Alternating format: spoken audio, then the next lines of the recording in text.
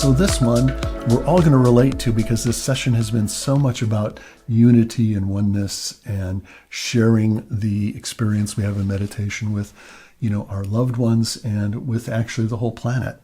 So this is called Maxim 6, and I'm going to read it. And before I read this this one-line sentence, I just want to say that these were written back in the 40s, I believe. So this was a time when the language was a different sort of language. Some of the language tends to sound a little on the religious side, but when you see the explanation, you'll understand. So what Babuji says is Maxim 6, know all people as thy brethren and treat them as such. It's so simple. And it's something we've all heard before. Know all people as thy brethren, okay, or family, and treat them as such. Wow. Now, here's what he explains about this. The perfection of human nobility lies in the devotee always being within the sphere of devotion. All things descending from the origin should be treated as coming from the same source. Just as children born of the same mother are related to each other in one and the same way, so also are all bound together by the same common tie of brotherliness and are related to each other in the same way. Okay, so you've heard me talk about many times about this concept of the center, that we all emerge from this central point. And the analogy I've given is one of the bicycle wheel. And the bicycle wheel has a few parts. But if we think about it, the main central part, the center, is we call it the hub. Okay, that's the center. You can think of that like the center. Imagine that as the center from which creation came. Okay, and imagine now we are like the spokes, and the spokes have come out from the center as individual souls, but the further we went from the center, the further we go from each other. We become more and more and more individualized. We become more individualized, and we see now the differences in each other. That's become our focus. But the reality is that at the other end, we're all connected at the hub. We're all still connected at this center. And this is exactly the thing that Babuji is referring to here in this first paragraph, where he said, all things descending from the origin should be treated as coming from the same source. That's us. Just as children born of the same mother are related to each other in one and the same way, so also are all bound together by the same common tie of brotherliness and are related to each other in the same way. So being connected at the same source, having come from the same source, this idea that we're really separate beings, while some people will say it's an illusion and it doesn't exist, okay, let's be practical. We do exist. We are here talking on Zoom, and we do appear as little different boxes on the screen, okay? But I think what we need to understand is that as a humanity, as a human race, we really need to grasp just how it is that we're all connected. We're all connected in every possible way. I mean, and the obvious ones is, we all share the same blood flowing through our veins. We all have the same heart. We all have the same brain. We all have the same physical senses. But our consciousness expresses itself in so many various ways. Okay, so let me read the next paragraph. The underlying sense had never been fully grasped. All are connected with the same reality, the central point, by the effect of motion, which set everything into action. That's an important line. No substantial disconnection existed between them.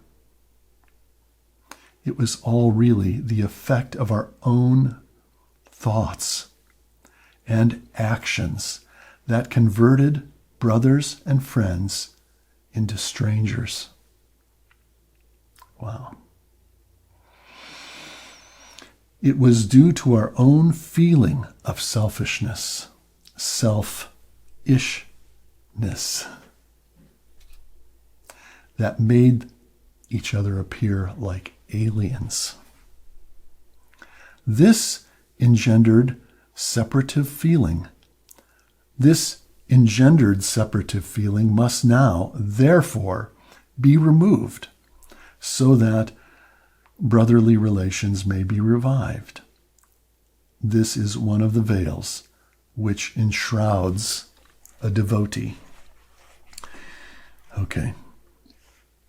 So, again, just like the explanation of the last paragraph, I mean, I didn't even realize how much he outlines it here perfectly well, that, that it's our thoughts and actions which have created our sense of I-ness, which stem from, as I read last week, which stem from the original effective motion which brought creation into existence. Remember that the center itself is just a dormant center.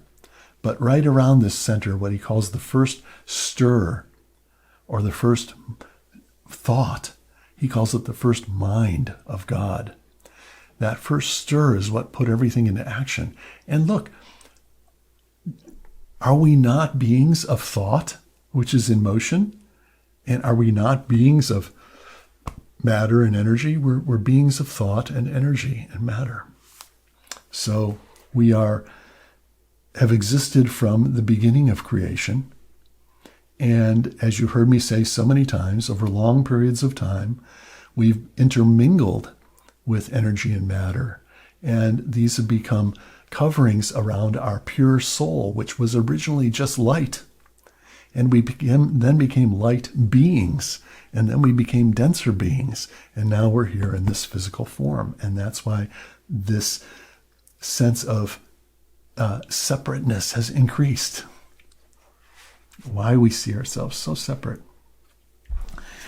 Just as a feeling of remoteness sets in by itself among members of a family when the number increases, in the same way, our brothers and sisters and relatives begin to appear more and more remote by the lapse of time and distance.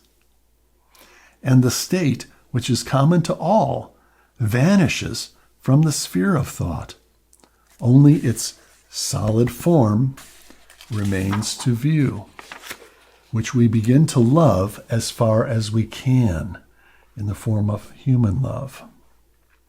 But love includes within it a latent feeling of enmity, so the current of thought began to settle down and affect it adversely.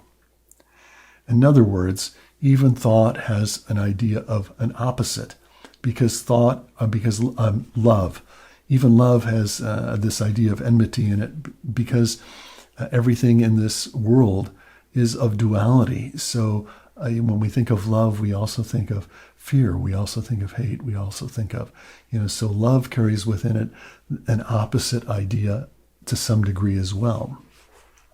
And love in the world between human beings that now feel themselves as separate is for them very much, for the most part, is a transactional sort of love.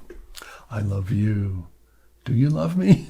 You see, that's the transactional aspect of it. All right, so now, okay. Everything began to appear differently and affected separation from one another. All this contributed to the formation of our individual network, on account of which we lost consciousness of the currents that flow into every being, appearing in humans in the form of feelings. We've lost touch with that these feelings are currents that flow through all human beings. Okay, and Daji says that we proceed from thought to feeling. Feeling is a so much subtler version. How many times, do you go somewhere and you just have a kind of a feeling about where you're at? And that feeling could be a positive feeling, or that feeling could be something, a little bit off, or sometimes we just get a sort of intuition about something. Something may not feel exactly right. This is the next level of our awareness that meditation helps us get to. We become more sensitive to these feelings, which are currents that flow between us. That's why when we get in situations where we're in a crowd or whatever, we get a feeling we don't understand why. But for someone who's evolving themselves spiritually, eventually you really start to become attuned to that, and intuition develops greatly. The development of the feeling of universal brotherhood means the breaking up of the individual network that separated one from the other, and the closer adherence to the tie of fraternity. It will naturally lead to mutual association and greater attachment, and our dealing with one another will be molded accordingly, ensuring greater peace and contentment to everyone. How nice would it be to have it thus? This is what Babuji says. And isn't this exactly what we've been doing from day one in our meditations? This is exactly what we've been doing, where we go deep within ourselves, we connect to the center, the origin. At the end of the meditation, we clearly all feel we're united. We've all felt that. And then we share that, thinking that the whole world is part of that. This is the work. Having accomplished this, we proceed on further, which it also becomes easier to realize. This world is in fact a reflection of the other world. When this one is molded properly, its effect extends onto the other world whose reflection it is, and that too will begin to get purified. This will greatly smoothen our task and help us further in the attainment of the ideal. Our success here will lead to our success there. So Babuji has talked about this idea or concept of a brighter world. And basically he says that at some point in our spiritual development, that our subtle body gets born again into a higher realm. And that is, our subtle body is there waiting for us. It's like our vehicle for our next level of evolution, existing in a more subtler realm. Okay, and once again, I'll bring it to the point that mentions here, this will greatly smoothen our task and help us further in the attainment of the ideal. And ideal is capitalized. And last week I said that the goal is actually an ideal. It's our ideal of ourself, our complete version of ourself. That's our ideal. All right, here's the last paragraph. So he's talking about this world, and he's talking about the subtler world. By the world that casts the reflection, I mean the Brahmanda or astral world, where everything happens in an astral form prior to its coming to this world in material shape and form.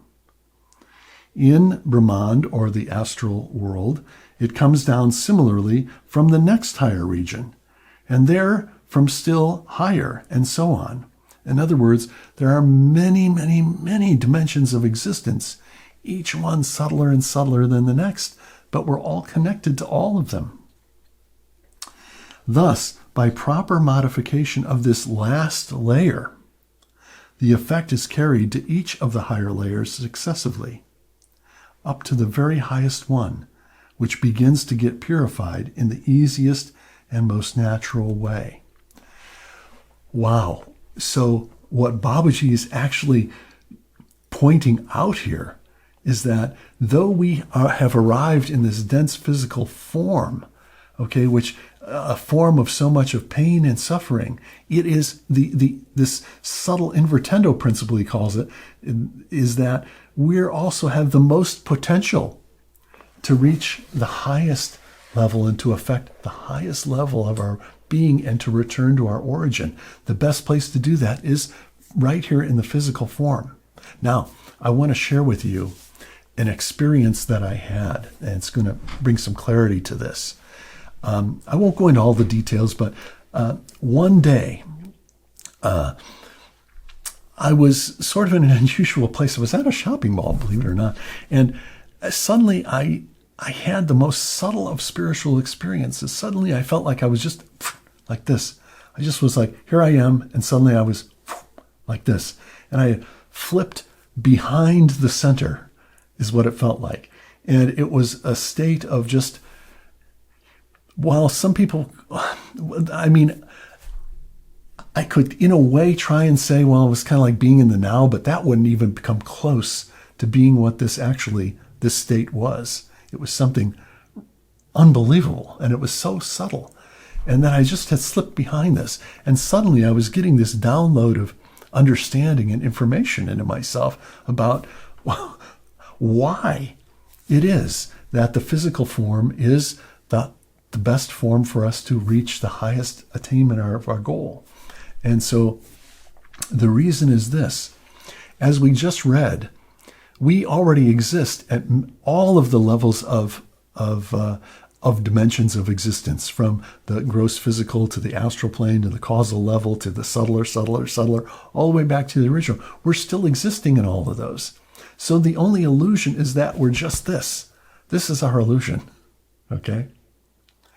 Why is this physical form the ideal to attain the highest? Here's the reason that came to me. It's because that in the physical form, all of those other dimensions, or chakras, which are spiritual dimensions, energetic dimensions, in the physical form, all of them are existing in one point in space and time. All of us, our completeness of our being, now is existing in one point in space and time, which we call our physical form. The advantage here is that when we can have the great good fortune to come across someone who's a spiritual guide who knows that, and who knows that whole journey and has the ability to transmit and to remove all of these past impressions, all these past coverings that we've accumulated, right? If we can meet someone like that, they can work on all of our dimensions simultaneously, right here and now. All of the dimensions get cleaned. And as you know, we started with the heart region, okay, and all the points in the heart region, we went through those, and how those causes us to think in dualities and feel in dualities, okay, that when we clean all of those points, when we get rid of all of those coverings, then we move to the next dimension, which is called the mind region. And, that's subtler ego kind of cleaning that goes on there. And then we reach what's called the central region, which is the source of our origin, where we exist in the divine state. All of those things get taken up right within this meditation practice that we're doing. Isn't it fantastic? and this is why at the end of our meditations, we feel such a sense of unity. We don't have any questions. There's nothing to ask.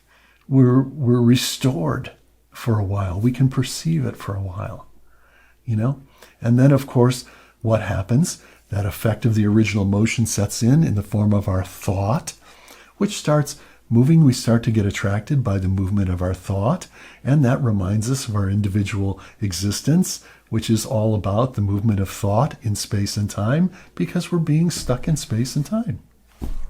So this is the whole thing in a nutshell. So, how simple these maxims are, that Babuji would simply say, know all people as thy brethren and treat them as such. That's it. That's as much as we need to know. But when we dig below the surface, we see that what he's talking about are the primal cosmic forces that have existed from the beginning of creation. That's what he's talking about. And this whole journey of spirituality, what we call our spiritual journey, is simply one of unwinding the coverings and becoming that which we truly are, which, as I've said 100 times before, we are those great beings of light and luminosity and lightness.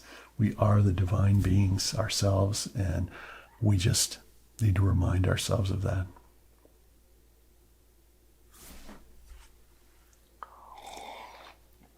And with that, dear friends, that was a lot.